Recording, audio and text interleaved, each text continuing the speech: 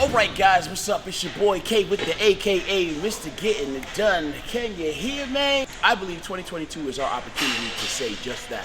Not with your mouth, but with your thoughts and your actions. So, this training segment right now is going to be devoted to you, me, all of us who collectively can touch and agree that guess what, man? 2022 is going to be what we say it's going to be. Not with our mouth, but with our thoughts and actions. So with that, I'm going to do an assault, a little bit of calves, a little bit of shoulders, and I'm going to share it with you. In fact, there might be something you might be able to get out of it, something you might be able to take along with you and continue your journey. But most importantly, it's time to work. You ready? Let's get it done.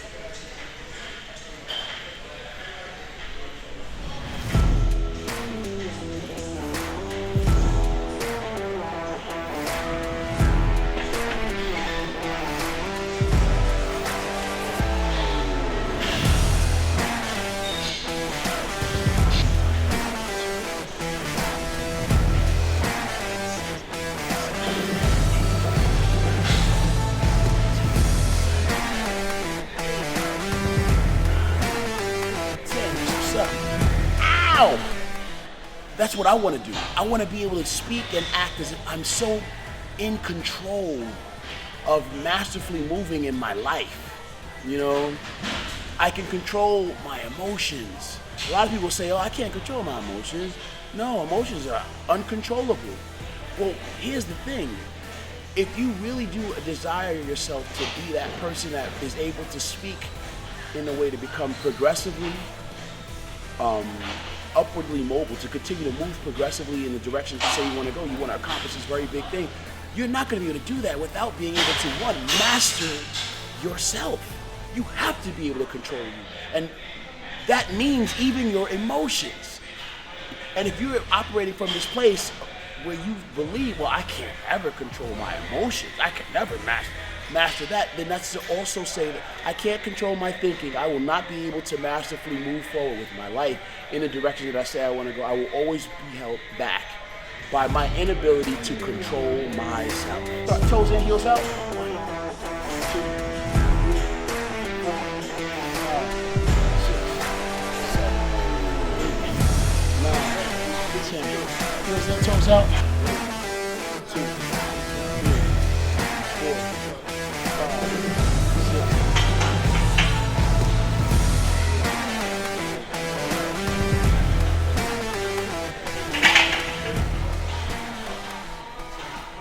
Got finished doing a really cool calf blitz. It's a blitz for our lower leg.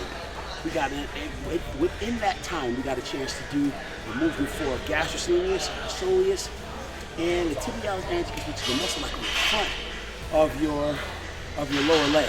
Now, we're gonna move things over a little bit.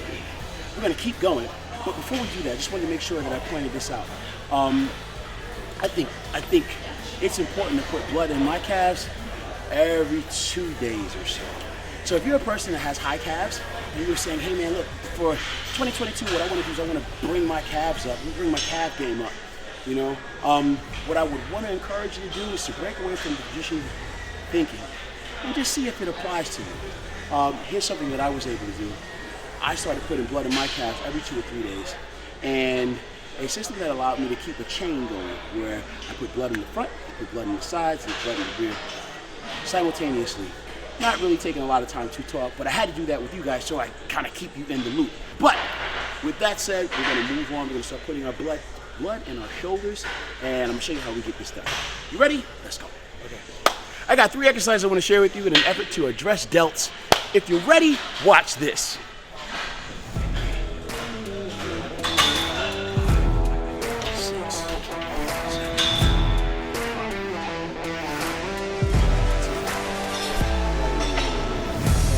Lateral head, 13, let's go, 14, 15, 16, 17, 18, 19, 20,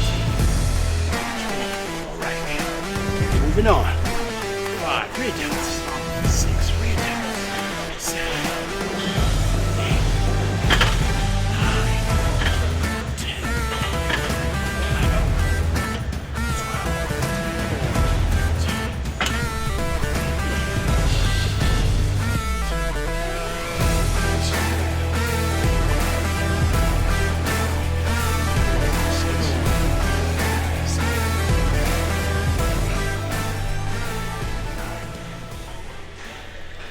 Now right now, we're gonna come back to the top of this rotation.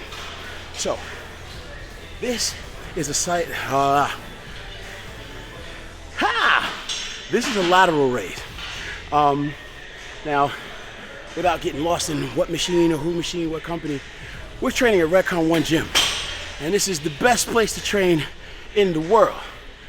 I mean, just look behind me.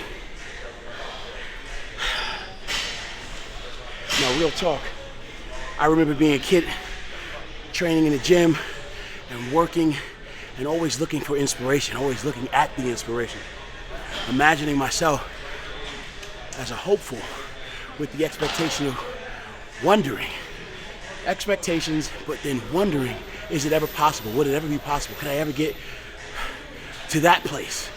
Could I be on the big stage? You know how many times,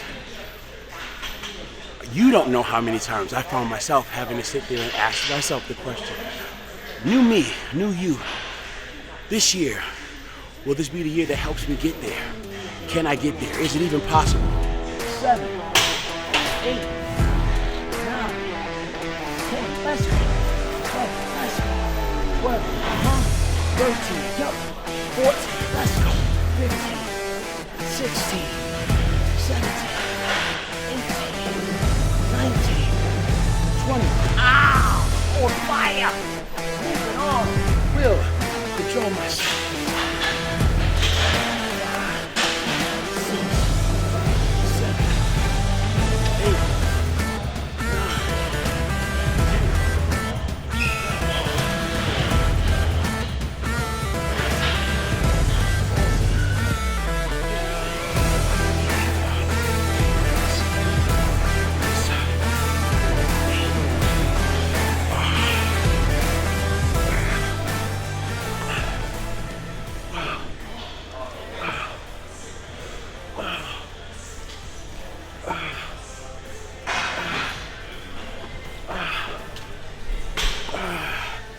I want to offer this because I think this is a piece of insight that I think is valuable to me. So I want to share this with you. There's a lot of controversy over how important are genetics. I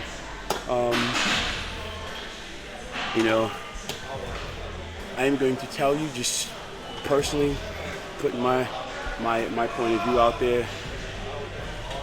If you're really going to spend more time, if you're the aspiring athlete that is looking to come up in this game, if you are the training enthusiast, or if you're just the consumer, it's going to be up to you to identify yourself for who you are. You can't look to other people to tell you.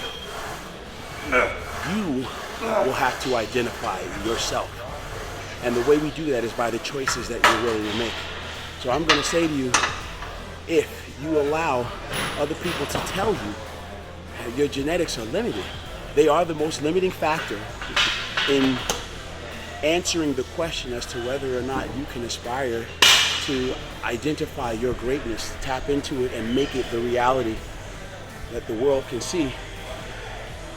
If you allow other people to tell you that your genetics are limited, then you will be limited if you allow that to be your reality. The thing that the champions have that aspire to go further and do the things that we later write about and celebrate isn't the fact that they have award-winning genetics. True, there may be some people that have great genetics, but there's too many people that really didn't have tremendous genetics. And at the end of the day, the truth is, what they all had in common is the desire, the expressed desire to do. And it's because of that desire they're able to turn around and aim to do the best they can do with what they have to do it with. You get what I'm saying? Rich Gaspari didn't have what other people would say are the best genetics in the sport. However, this dude went on to become one of the most dominant influences in the sport at a time or not. You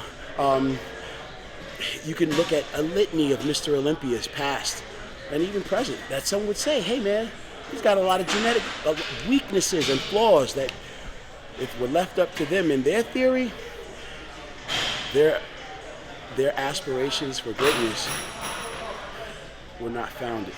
I'm saying to you, the reason why they did wasn't because of the genetics. It wasn't because of the drug. It was because of their desire to do it.